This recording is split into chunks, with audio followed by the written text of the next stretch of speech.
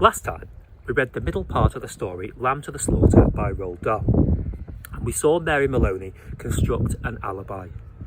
Remember, an alibi is a rock-solid reason that you cannot have committed a crime. It proves that you are innocent. Mary's alibi is that she visited the grocer's, cheerfully talked to the grocer about what tea she was cooking for her husband, and that while she was out of the house, he was brutally murdered by an intruder. Mary was concerned about the death penalty. Remember, the death penalty was still a punishment for murder at the time the story was written. Remember that the murder weapon is perhaps the most important piece of evidence in solving a crime.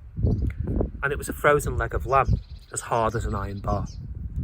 Mary put the leg of lamb into the oven to cook, transforming the weapon from hard to soft. She rang the police, and their arrival and investigation is the last part of the story. Now, remember, in the first lesson we did on this story, I told you that these Roald Dahl stories have an unexpected twist at the end. So listen carefully to the final stage and see if you can work out what the twist will be. A few minutes later, she got up and went to the phone. She knew the number of the police station, and when the man at the other end answered, she cried to him, "Quick! Come quick! Patrick's dead!" Who's speaking? "Mrs. Maloney. Mrs. Patrick Maloney." "Do you mean that Patrick's dead?" "I think so," she cried. "He's lying on the floor. I think he's dead." "We'll be there immediately," the man said. The car came very quickly, and when she opened the front door, 2 policemen walked in. She knew them both. She knew nearly all the men at the police station. She fell into Jack Noonan's arms, crying uncontrollably. "Is he dead?" she cried. I'm afraid he is." "What happened?" In a few words, she told her story about going to the grocer and coming back, and how she'd found him on the floor. While she was crying and talking, Noonan found some dried blood on the man's head. He hurried to the phone. Soon, some other men began to arrive. A doctor, 2 detectives, a police photographer, and a man who knew about fingerprints. The detectives kept asking her a lot of questions. They always treated her kindly. She told them how she'd put the meat in the oven. "It's there now." And how she had gone to the grocer's for veg, and how she came back to find him lying on the floor. The 2 detectives were exceptionally nice to her. They searched the house. Sometimes Jack Noonan spoke to her gently. He told her that her husband had been killed by a blow to the back of the head. They were looking for the weapon. The murderer might have taken it with him, but he might have thrown it away or hidden it. "It's the old story," he said. "Get the weapon and you've got the murderer." Later, one of the detectives sat down beside her. "Did she know," he asked, "of anything in the house that could be used as a weapon? Would she look around to see if anything was missing?" The search went on. It began to get late. It was nearly 9 o'clock. The men searching the rooms were getting tired. "Jack," she said, "would you like a drink? You must be extremely tired." "Well," he answered, "it's not strictly allowed by police rules, but since you're a friend." They stood around with drinks in their hands. The detectives were uncomfortable with her, and they tried to say cheering things to her.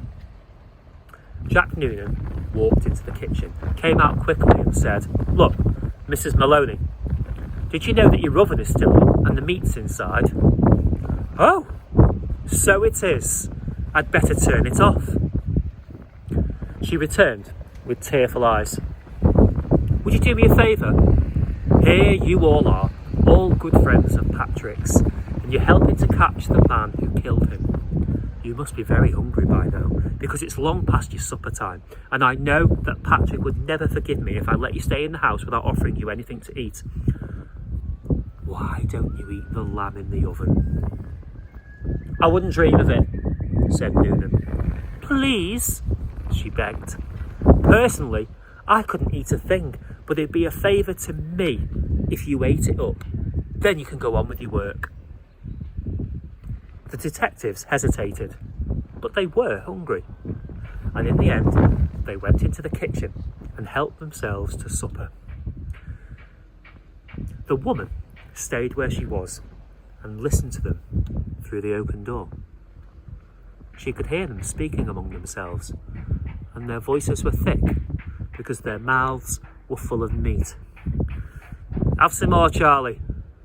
"No, we better not finish it. She wants us to finish it. She said we ought to eat it up."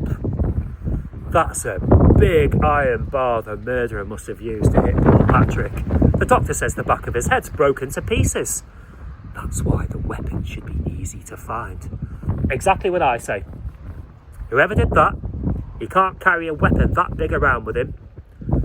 Personally, I think the weapon is somewhere near the house. It's probably right under our noses. What do you think?"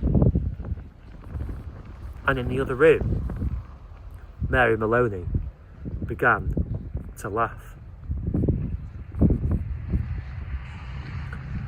So the twist in the tale is that Mary feeds the police officers the murder weapon. Now, without the weapon, it'd be very difficult to find the killer.